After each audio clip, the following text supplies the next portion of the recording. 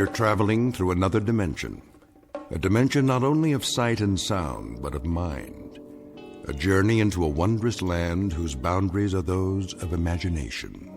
Your next stop, the Twilight Zone.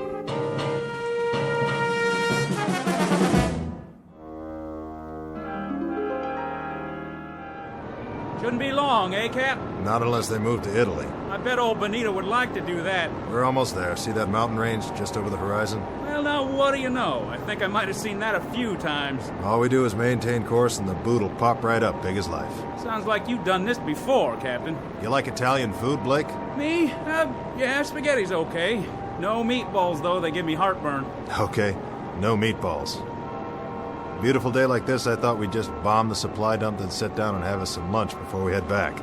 How's that sound? You picking up the tab? Don't worry about it. This one's on Mussolini, his own personal mess hall. Yeah? Special orders. I hear the Allies can drop in any time. Oh, I get it. So we'll quit pounding him, huh? Plus, he wants to show off what a good cook he is. Watch out for the garlic, though. That's his secret weapon. Lousy greaser. I got something for him. There it is. Target in view, Jimenez. How's our time? On the money, Captain. Set the bomb bay doors. Check. Ready to release on your command. Take her down 400 feet. Hope they don't have no big guns today. They don't. That's why we're gonna win this war. Another 200 feet. Let's drop these babies right down the smokestack. Yes, sir. Is that flak? I don't believe it. Give me some altitude. Looks like the jerks finally got some artillery. Pull up on the stick. I'm pulling. That was too close for comfort. Pull up, I said. Climbing, Captain. Higher. We're hit. Kransky, you okay? Waist gun good, Captain. Connors? Missed the tail by a mile. Blind. We took a hit on the starboard engine, sir. Looks like we're losing fuel. Then let's drop our payload and get out of here. Fast. Yes, sir. Mayday, Mayday. This is King 9 calling Firefly. King 9 calling Firefly. Come in, Firefly.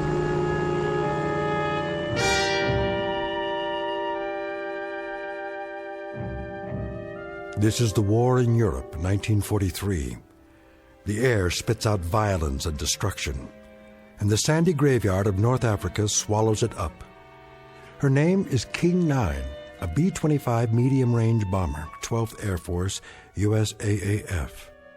On this hot, still morning, she took off to bomb the southern tip of Italy, manned by a crew who knew the risks when they signed on. Between them, they have several thousand hours of flight time, much of it in combat. They have followed these coordinates before, armed with a deadly payload for the enemy. A fairly routine run, certainly not her first, but unfortunately, it may be her last. Because this time she's taken a hit that's forced her off course and into a region not listed on any map. She won't return to home base on this day or any other. But as Captain Robert Embry is about to find out, like a resilient human being, she dies hard. Especially in the Twilight Zone. And now, the Twilight Zone and our story, King 9 Will Not Return, starring Adam Baldwin with Stacy Keach as your narrator.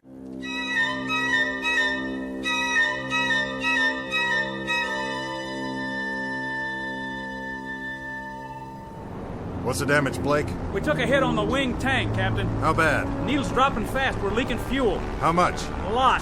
Jimenez, what's our position? 10 degrees off course, Captain. Airspeed's dropping. Losing altitude. How far from base? Too far. We'll never make it. We may have to ditch. Down there, oh, mamma mia. Take a look around.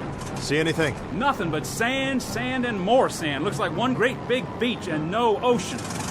Then get ready for some belly surfing. Landing gear? Leave it up. Won't do any good. The sand's too soft. Connors, Klein, all crew, strap it in. We're gonna attempt an emergency landing. Flaps down. Level her out! She won't hold. Pull up! Get over that dune! There goes the other engine. Hang on! She's holding.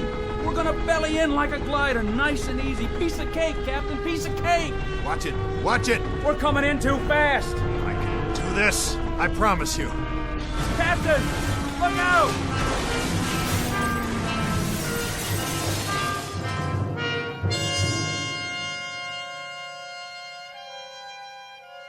I remember now. More and more, one piece at a time. First the wing tank was hit by flak. Then we lost fuel. Fell behind, veered off course. Not the moment of impact, though.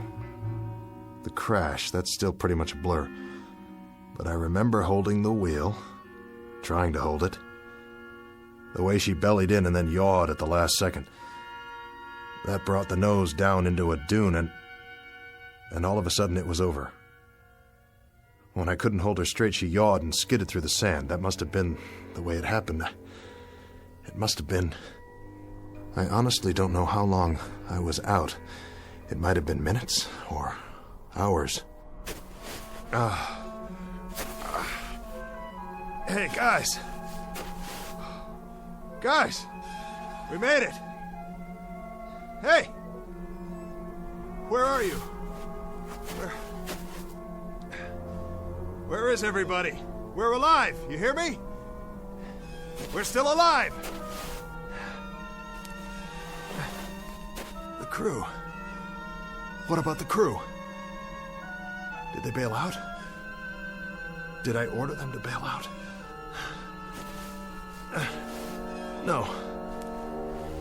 No, I didn't. I remember that much. We rode it in together. They stayed with me all the way down. Because I'm the captain. Yeah, that's right. Captain Robert Embry. That's who I am. Blake's my co-pilot. Jimenez the navigator. Kransky, radio op and waist gun. Connors, he was tail gunner. And Klein. Sure. Klein, he was the upper turret gun. Let's see. Who else? Think. Gotta think. It was coming back to me, but I wasn't 100%, not by a long shot. My leg was racked up and my head felt like someone caught me with a left jab and a right hook that put me flat on the canvas. Now I saw the plane about 100 yards away and I knew I had to get back inside to see if the guys were okay. Blake! Jimenez! I kept walking toward it, but it didn't get any closer. That's the way things are in the desert. Something about all that sand and nothing to measure it by. But I kept going. I had to help them if I could. If there was any way, any hope. Are you all right? Connors! I climbed up on the wing and finally got in through the gun turret. I dropped down inside. Blake? Blake, answer me. That's an order. And there was Blake's cap on the co-pilot's seat. I knew it was his, but I turned it over and looked inside anyway. Blake, Gerald S., First Lieutenant, USAAF.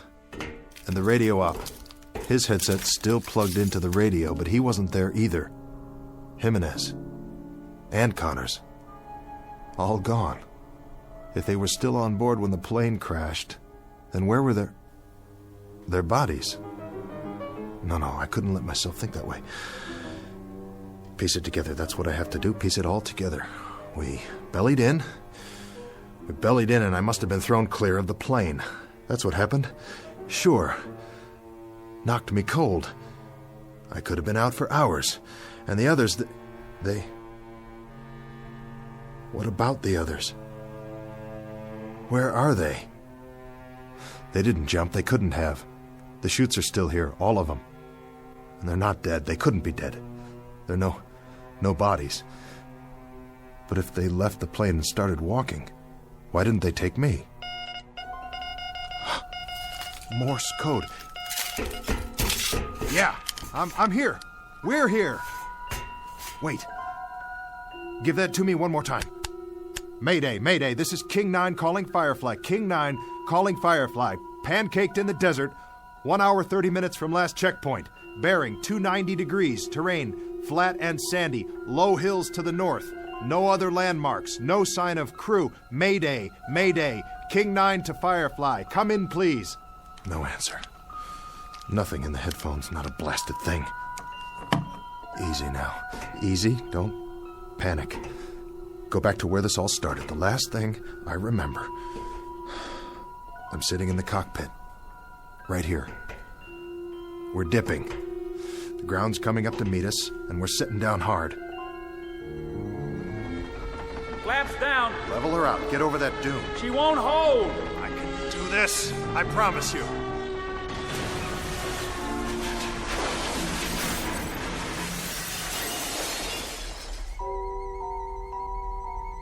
The crew. The whole crew was in the plane. And now they're gone, all of them. And I'm here with a king-size headache. So what? I got off easy. Nothing to worry about. But the main thing is not to forget. I'm responsible for this crew. I'm in charge. As far as it's within my power, I've got to keep them alive. I've got to keep them out of this. Every last man. I command this aircraft, and I'm responsible. I'm in charge. Nobody else. I'm responsible for all of them. Klein, Jimenez, Connors, Blake, Kransky, every last man. Who's out there?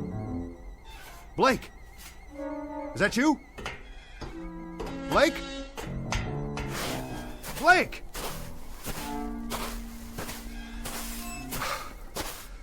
No. It's not you, is it? Just a piece of the tail assembly. Well then... Where are you, Blake? Guess you wouldn't leave any footprints. Not for long in this wind. What in the... What is this? Klein, William F., Tech Sergeant, USAAF. Klein? Sergeant Klein, you incredibly stupid jerk. You dropped your canteen. You dumb Bronx cowboy, you idiot. You're gonna need water out here. Don't you know that? Don't you know anything? I still got a nursemaid, you, huh? Is that it? This is some crew I got here. Some crew, all right. Run around dropping canteens full of water. You couldn't find your way off a golf course without a map. And I gotta stick around and wipe your noses and comb your hair and see that you wash behind your ears because you're the worst bunch of survivors I ever... Wait! That's the plane. Somebody's trying to start her up. But... who? Hey! Hold up! That's my plane! But... who's in the cockpit?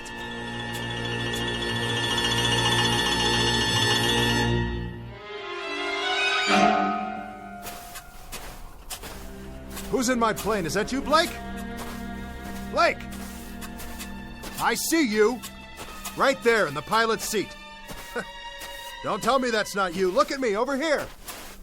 I'm over here. Blake! Blake! Blake! Blake, it's Embry. It's me. It's the captain. I'm here. I'm here, Blake. Blake, what's the matter with you? Can't you hear me? Blake! Where are you? Where'd you go? What's the gag, Blake? Hey, come on, fellas. If this is a gag, knock it off. It's not funny anymore. Strictly not funny at all. Why are you guys hiding from me? Don't you get it? I'm only trying to do my job. That was when I knew, really knew, something was very wrong. It was more than the flak and veering off course and the crash and not knowing where I was. Oh, I was in the desert, all right. But where exactly, and where was my crew? Huh? If someone was playing mind games with me, the question is, who? And for what reason? Because wherever I was now, I wasn't just in the middle of a desert in North Africa. If I was the only one there after all, then the mind games had to be going on in my own head, and not anybody else's. The big question was, why? The first thing I had to do was pull myself together and find out if I really was alone. And if I was, what the devil had happened to the others. I had to find out, don't you see? Whether I survived or not, I had to know.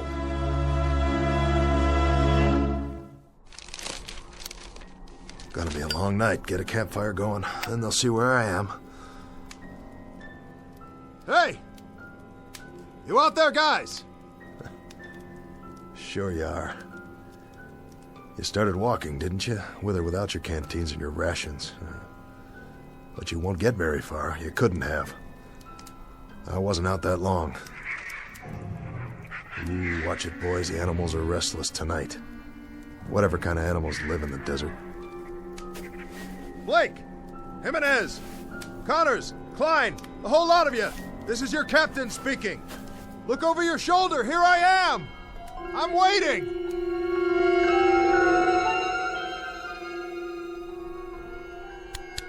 This is King 9. King 9 calling Firefly. Come in, Firefly.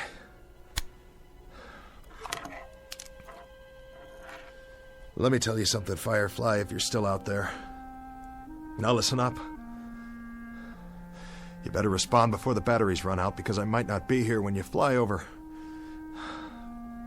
I might not even be here now. For all I know, I'm already dying out there.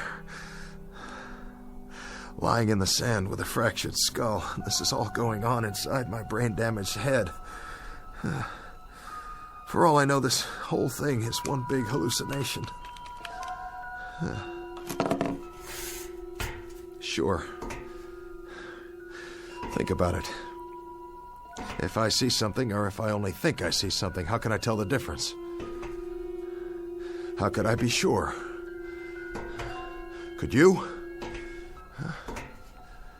You ever have a nightmare, Firefly? Huh? Really bad nightmare? Well, you were scared, weren't you? Just the same as if it really happened. Sure you were. Yeah. Your eyes moved around and you were breathing fast and your heart was beating a mile a minute. So what's the difference? I mean, really, what's the answer? The only way you ever found out was when you woke up. This whole time, I could be sleeping, having a dream.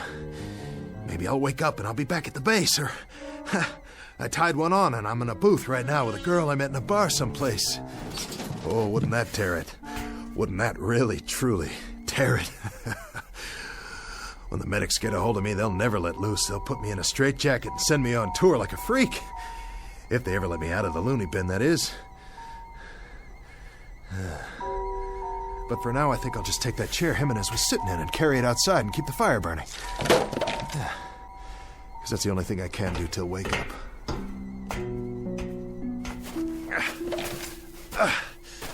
Hallucination, hell. I saw Blake. I saw my co-pilot sitting in that cockpit. That was no hallucination. I saw him. Nobody can tell me any different. Maybe I'm a little woozy, but I'm not that far gone yet. Concentrate. Gotta keep my head clear. Piece it together. I'm Robert Embry, Captain. I fly a B-25 bomber. It's called King 9. It crash-landed in the desert. This desert right here. Because I ran out of fuel. Yes, I did. I did that. And now I gotta keep the fire going. So they'll see. And come back. You're responsible for the ship and the men. You, mister. Now you gotta pick up the dice and you gotta throw until you make a pass. That's the hand and you gotta make it. 6 the point. 6 crewmen. They're in your hands.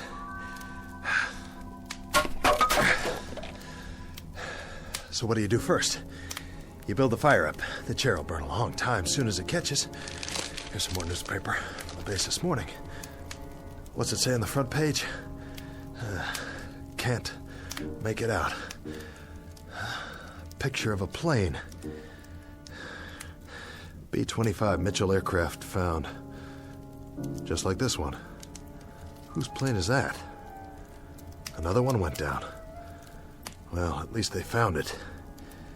Maybe they'll find this one too. Sure they will. Just gotta wait a while.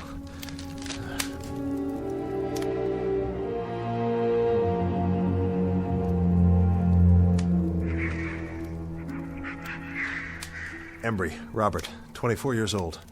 I took pre-flight training at Amarillo, and then I took multiple engine at Randolph, and I went to England. And then to Africa. And now we're based in We're based in Tunisia. And we were on a routine mission to southern Italy, and we caught some stray flak where there wasn't supposed to be any. And then we ran out of fuel. And I got the poor devils off. Of course. I did that too. It was my fault. I got that much down, no question about it. It was my fault. But where are they? Where'd they all go? Hey! Hey, fellas! No more hide and seek, okay? Time to come home now. Dinner's ready. Come to Papa. Fellas! Fellas! What's this? A cross? Made out of metal? From the plane. And a flak helmet hanging down. But who? Who put it here? Somebody wrote something. Tech Sergeant William F. Klein died of wounds received in crash April 5th, 1943. Rest in peace, buddy. The crew. Oh, Klein, I didn't know. I didn't know. I'm sorry. I had no idea. Rest in peace, kid. Rest in peace. Captain! Huh. Who goes there? Blake! Is that you, Blake? Captain. Connors? Hello, Captain. Kransky!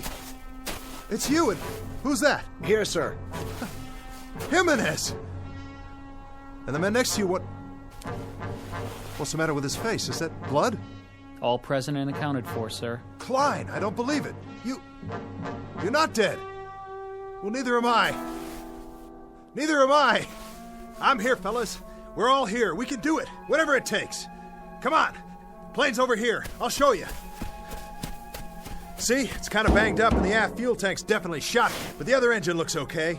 And some of the instrumentation's haywire. Of course, we'll have to get our wheels down. We'll have to raise the ship and get under there. Because we're not going to walk out of here, that's for sure. That's a definite. Can't walk out, so we're going to have to fly. But I'll get her up, boys. You can trust me. I'll get her back up. How does that... Hey! Hey, where'd you go? You hiding behind that sand dune again? What do you want to do that for, huh? Hey, guys. Where are you? Listen to me. We can do it. I can do it. You'll see. All we have to do is get this propeller out of the sand and free it up.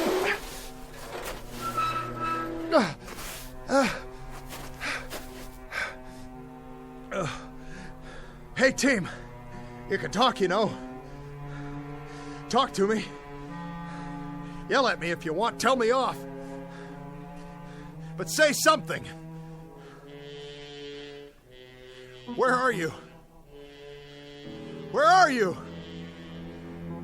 Where are you? It doesn't matter. You were never here. You were never here. You're illusions. Mirages. That's all you are. You don't even exist. But there are no mirages at night. Only during the day, when the heat waves come off the sand. So either I'm dead, or out of my mind, or I'm off in limbo someplace. I'm unconscious, I'm sick, that's it. I'm cracked up in an army ward, or I'm down in the drink somewhere, drowning. Or I don't even exist any more than you do. There isn't a thing here, not a single thing that's real. Oh, God. Oh, God, you gotta tell me what's happening here. You gotta tell me. Please. You gotta give me a sign. What? What is that? Aircraft. I can see their lights. Yes! But they're moving too fast. I've never seen planes like that before. I've never even seen jets. I couldn't have, not yet.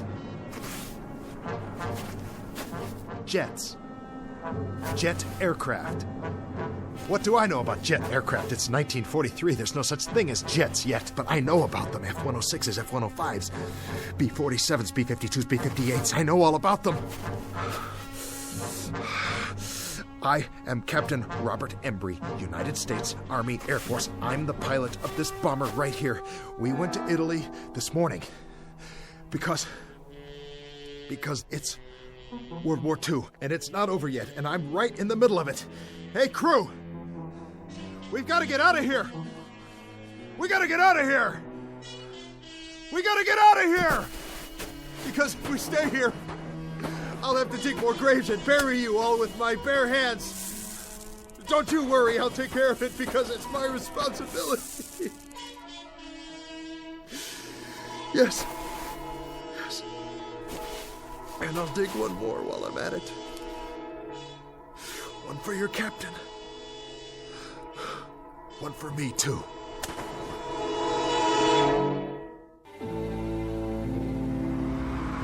It's your Tribune here. All the news. Latest on the Kennedys. Big changes in Cuba. Mystery plane found in the desert. Read all about it. I'll take one. 10 cents. Get your latest news right here.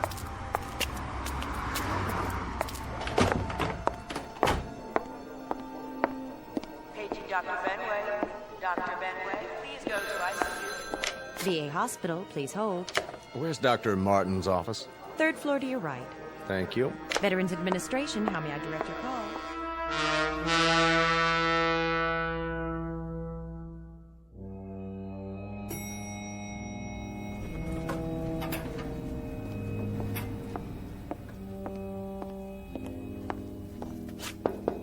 Come in. Dr. Martin. Yes? Stephen Markham. Oh, thanks for coming over on such short notice. Not a problem. Your patient, Embry, is that his name? Robert Embry, age 41. He was admitted a few hours ago. May I see his chart? Happened this morning. He went by a newsstand, looked at a paper, and went into shock. When the ambulance got there, he was almost catatonic. This newspaper? Yes, that's the one. And that's what set him off, the front page? That's why I thought we should have a psychiatrist in on it. Odd. I thought so, too. So after he came around and told me the story, I spent the day digging into the fellow's background. I checked with the Pentagon in Washington. It's all confirmed. The information's in the file. He was a captain in the Air Force. Flew a B-25, Africa and Italy. 37 missions. Discharged in August 1943. Recurrent fevers. Any trouble since? Nothing. But if you look back at his original record, there is some suggestion of a psychological disturbance early on. He was discharged before they could find out much about it. It was all brought out in a Squadron MO's report just before his discharge. And this was his plane? That's the one. B-25 Mitchell bomber found. World War II bomber found intact in the desert. Lies 17 years in sand. Remains of crew not yet located. Hard to believe, isn't it? His plane and his crew, the King of Hearts. They took off for Italy on what was supposed to be a routine bombing mission. They'd done it many times before. But Embry never went on that last mission. He reported to sickbay that morning, and someone else flew the plane for him, his co-pilot, Blake. It never returned. And for 17 years, he's known that and carried it around with him buried deep in his gut. Not deep enough. When he saw the picture of his plane on the front page, he wasn't able to keep himself from letting out one scream, and then going into shock. The mind is a very delicate thing. Sometimes there's an infinitely fragile balance. We never know how fragile until something sets it off and tips the balance one way or the other. Something like this, completely out of left field. How's he doing? I was just going to check on him again. Why don't you come along?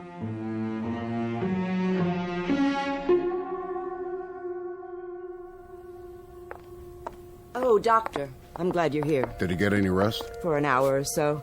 He still seems agitated and disoriented. Thank you, nurse. Dr. Markham here would like a word with him. Of course. How are you feeling, Mr. Embry? Sorry, I don't know what's wrong with me. That's what we're here for. To get you back on your feet. That's our job. Crazy dream. Crazy. Was it?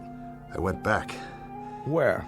The desert. Take it easy, Mr. Embry. You don't have to go over it again. Go ahead. You went back, and then what? Back to the ship. I tried to find the guys. I looked for them, looked all over, I swear. But they were gone. I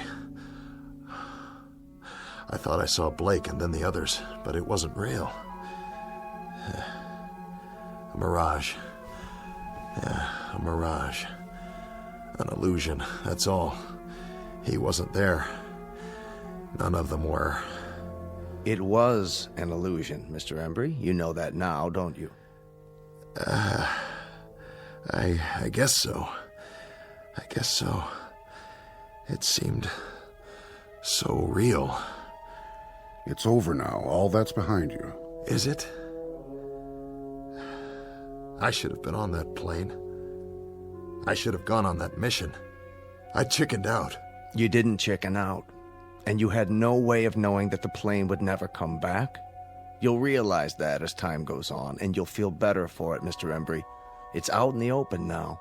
You don't have to keep it buried inside you. That's what's been hurting all these years. How did you know? You've been carrying around one gigantic guilt complex for something that wasn't your fault. Buried. Yeah. Buried. I found Klein's grave. Did I tell you that? He was killed in the crash. Take it easy. But then I saw him.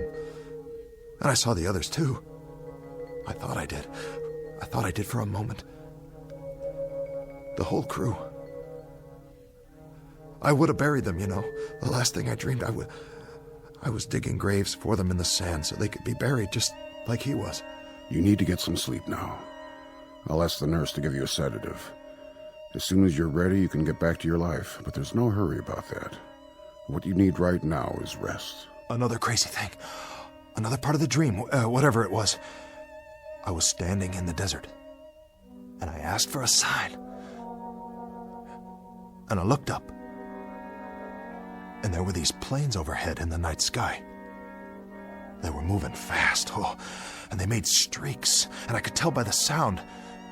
They were jets. Isn't that wild? It was 1943 in the African desert, and up above me were jet planes. F-105s and 106s. Just as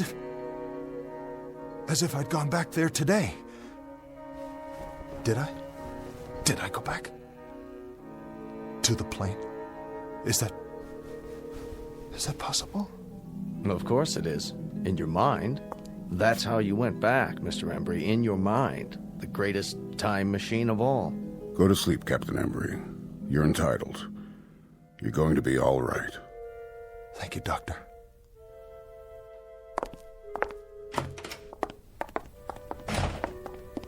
So, what do you think?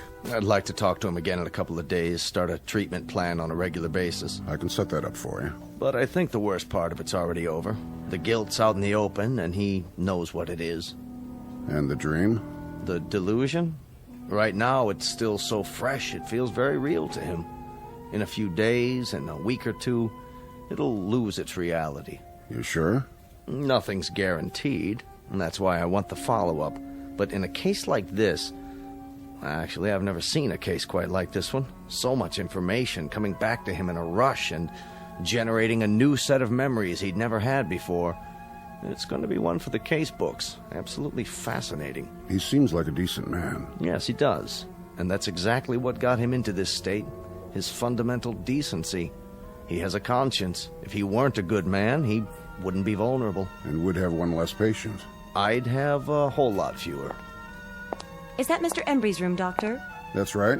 His clothes are in this bag. It was left in the examination room. You can give it to me, nurse. I'm going back in. Thank you, Doctor. What's that? I really don't know. Looks like sand. Yes, it does. Sand?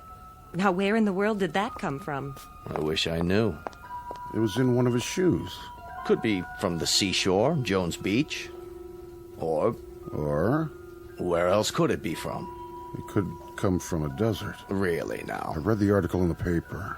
It said there were no bodies found in the area, not a single one. Well, the sand would have covered them over. The sand didn't cover the plane. It was sitting there, perfectly preserved. There would have been something left of the crew, too, their bones at least. Unless... Unless what? Unless someone dug graves and buried them.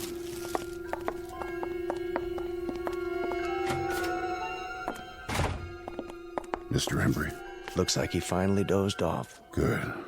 Good for him. I'll just leave his things. Shirt, trousers, jacket, and shoes. Complete with several ounces of white sand. Where do you suppose it's from? Maybe a fishing trip he took recently? Very recently. Or from a plane. From a B-25 called the King of Hearts. Wherever it's from. Rest easy, Mr. Embry. You've had a long journey back. Very long.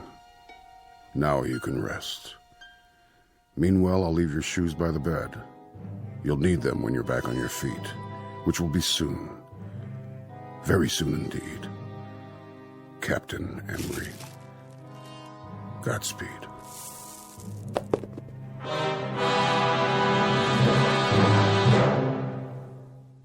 Portrait of an enigma buried in the sand. A question mark with broken wings that lies in silent grace. A marker in a distant desert shrine. Odd how the real consorts with the shadows. How the present fuses with the past. How could it happen? The question is on file in a barren desert. And the answer? The answer is waiting for us in the Twilight Zone.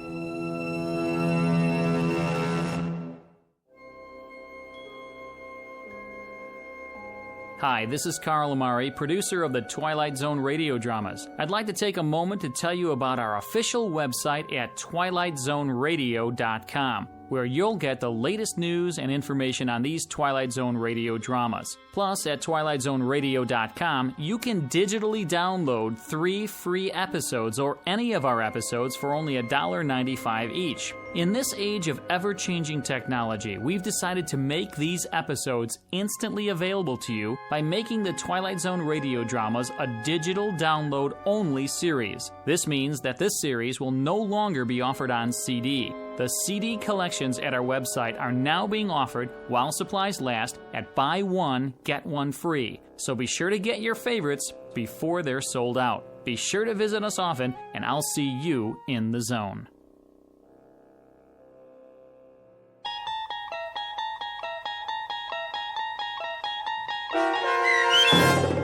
King 9 Will Not Return, starring Adam Baldwin with Stacy Keach as your narrator, was adapted for radio by Dennis Etchison and based on a script by Rod Serling.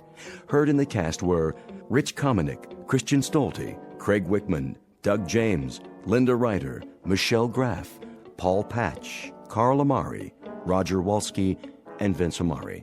To learn more about the Twilight Zone radio dramas and to obtain audio cassettes and CDs of these programs, visit our website at twilightzoneradio.com. This copyrighted radio series is produced and directed by Carl Amari and Roger Wolski for Falcon Picture Group. Doug James speaking.